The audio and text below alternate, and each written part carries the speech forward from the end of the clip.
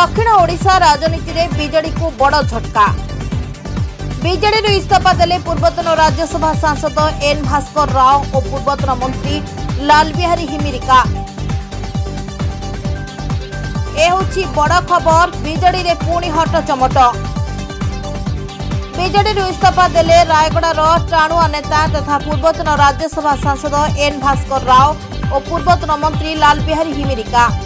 उभयଙ୍କ सह दलर बहु नेता और कर्मी मध्य बीजेडी प्राथमिक सदस्य पदर इस्तीफा देइछंती।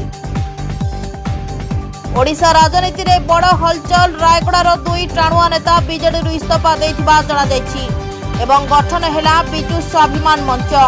जिले में नूतन सभापति नाम घोषणा पर पंचायत निर्वाचित प्रतिनिधि काउंसिलर और वरिष्ठ नेता माने भास्कर राव बासगृह आलोचना करने पर एभली निष्पत्ति नियाଯାଇଥିବା कुहाଯାଉଛି।